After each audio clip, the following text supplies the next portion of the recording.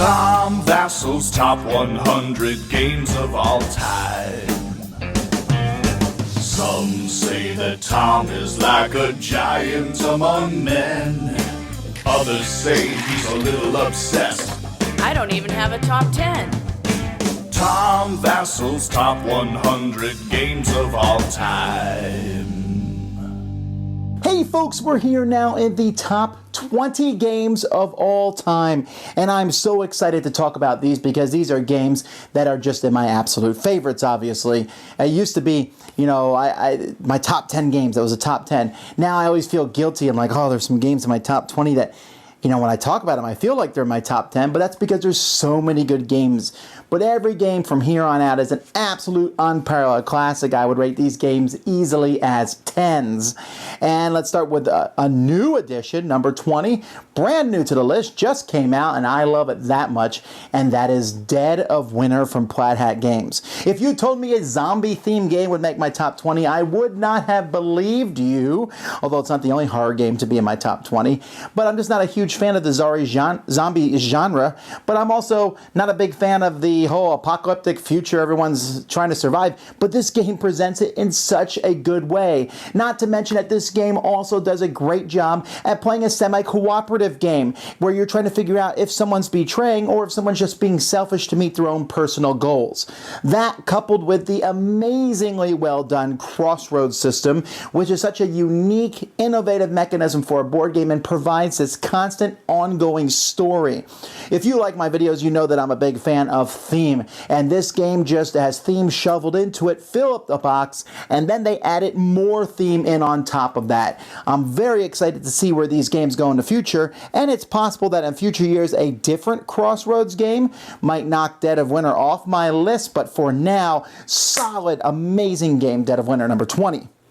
Number 19 has been on my list for a long time, and that is El Grande. El Grande is not super thematic. In fact, it's just moving some cubes around on a board.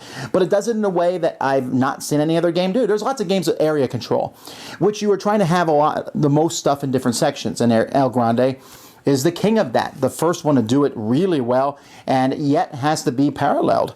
El Grande has different cards that you are playing, where you are trying to play cards against cubes from your reinforcements. And then the board is also very restrictive in where you can put these cubes, and you have to try to figure out how to make those restrictions work for you and against your opponents. I've seen a lot of area control games, but none have just come close to the simplicity, elegance, and just sheer amazingness that this game is. It's kind of a shame it's out of print. I've heard rumblings that it's coming back into print. I hope so. But as for now, 19 is El Grande. Number 18 is another new game to the list, although kind of a new game to the list, and that's Eldritch Horror. And you say, well, it's obviously a new game. Well, yes, it is, but it completely replaced Arkham Horror for me. Now, that's not to say I still don't like Arkham Horror. I think Arkham Horror is a fine game, and even though I'm not a huge Cthulhu fan, really brought home that horror storytelling. Eldritch Horror takes that Cthulhu horror mythos and puts it on a worldwide scale. Much of this game could be crossed over with Arkham Horror. If you had a Venn diagram, at least 50% of the stuff in the games is the same. But I love the world traveling, the shortened time frame, although it could still take a good 2.5, 3 hours for one of this. But and just the sheer cohesive storytelling. I like storytelling a lot in games, as is evident, but this one, when you're going up against Cthulhu, the different events that happen in the world deal with Cthulhu. And when you go up against Yig from the latest expansion, you deal with different Yig things. And I like that, and I'm really looking forward to see if they will continue to be able to keep these expansions nice and compressed and just have the story just go on and on and on and on. Very solid, wonderful game, Eldritch Horror. Number 17 is War of Indines, or Devastation of Indines, since they're essentially the same game and completely compatible with each other. Street Fighter, I'm not very good at. Mortal Kombat, I'm not very good at. Pick your pick of any of these two-player fighting games. But this is one that does it in a board game, and I can be good at this one if I can outguess my opponent. Takes a mechanism I like very well, in which you take two cards, put them together, and they form a final result. And it does to very uniquely have two people move back and forth and dance around each other and hit each other in such a very positive way. Now, you may be wondering where Yomi is on my list, and currently Yomi was knocked out of the top 100 because I realized that every single time I wanted to play Yomi, I was playing War of Indines or Devastation of Indines instead. Now, I think that maybe I might get back into Yomi and play it some more. There's a new expansion that has come out, and I like to mix that, and maybe that will change it. But for now, honestly, every time I want to play this game, I want to play War of Indines. Now, this could be in my top 10. There's probably too much components and things that I have to pull out the bags and remember how everything works together. And to do this game really well would require you to know what your opponent has in his capabilities, although you can learn it over the course of battle. And that is a very positive point for War of Indines, is the fact that you have the opportunity to kind of learn. You look at the cards he plays and goes, okay, I see what you did there. Now I'm going to do this. And it seems to be incredibly well balanced. It uses the characters from the Level 99 universe, and I very much enjoy it. A marvelous game, War or Devastation of Indines. Number 16 is yet another new game to the list, and I fell in love with this the first time I played it, and I played it a lot this year, and that is Arcadia Quest. Now, the thing is, Arcadia Quest isn't even that complex of a game. You simply take these three heroes, and you're running around a town, and you're trying to kill monsters, which are basically just, as Eric Lying described them, walking bags of gold. You walk up, boom, and they blow up. Yeah, money! But you're fighting each other. And the devious nature of the game, and it has a very small way to level up your characters. You can play through several missions in a row, and each time get better weapons. And there's going after each other while at the same time going after monsters. Quick, easy fun. Beautiful miniatures, lots of variety. I am just so impressed with this game. And even though it's fairly simple, and I can see a lot of people going, that doesn't seem to be a lot there. If you play it, it's just like fun. Leaves you with those great stories, and it really lets you stab someone else in the back, and plays in a fairly short amount of time. We're talking an hour and 15 minutes for each campaign part. And you can save campaigns from one to the next. Very great game. I love it a lot. Arcadia Quest. Number 15 is another new game. But this is a great one. This one actually almost made the top 100 last year because I just played it around the same time. And that's Level 7 Omega Protocol. If you want XCOM, the computer game, as a board game, well, there's the upcoming XCOM computer game, but that's like the overarching thing. If you want the part where you go in with squads and you're trying to fight off aliens, then this is the game. Level 7 Omega Protocol, not Level 7 Escape, and not Level 7 the Alien Invasion one, but Level 7 Omega Protocol. Several players are taking some Marines, and you can gear up, and the different combinations you can make are amazing, and each Marine feels very distinctive. One's a big tank, another's a scout, and then go up against an alien who is using your own adrenaline and has this really unique system where the alien has as much fun, if not more fun, than the guys going through and fighting him. Very back and forth. The person playing the aliens can play their hardest, the person playing the Marines. I just wish there was expansion so we could see more different types of Marines and more aliens. But as it is, very complete game, wonderful, great miniatures, very solid gameplay, has a high level of tenseness to it. Big fan of Level 7 Omega Protocol. Number 14. Oh, I love this game because it is, I don't know how to describe it. It's a Game Master game done well. The Game Master games were Axis and Allies and Fortress America and such. This is Kemet, which has the same kind of feeling where you have all kinds of plastic miniatures and plastic monsters. Oh, I do like using those. And marching them around and fighting other people. And the board is amazing because you are the same distance from every other player in the game.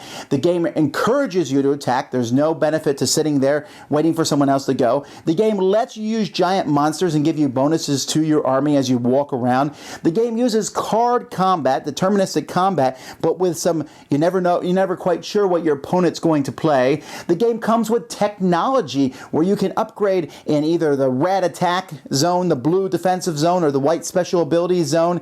And it also comes with giant monsters. Have I mentioned that? Love it.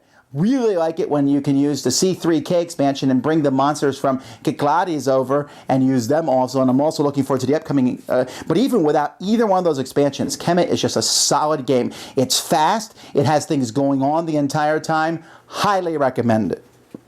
Number 13 is a grouping of games, and that is Ticket to Ride.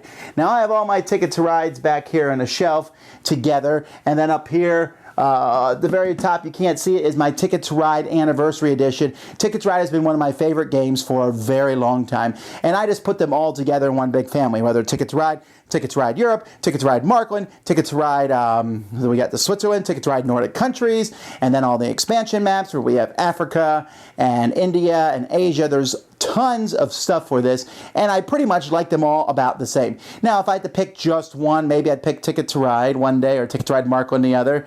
And if I had to drop one out, maybe Ticket to Ride Europe, but it doesn't matter. They're all great. They all play essentially the same with different variations on them, and they're amazing. They are one of the best games to introduce people into the hobby with. They're one of the best games where you can play very competitively and yet has some cool luck involved in a beautiful visual display. Ticket to Ride is an amazing game. I'm so glad to play it, and that over 10 years later, I'm still enjoying it.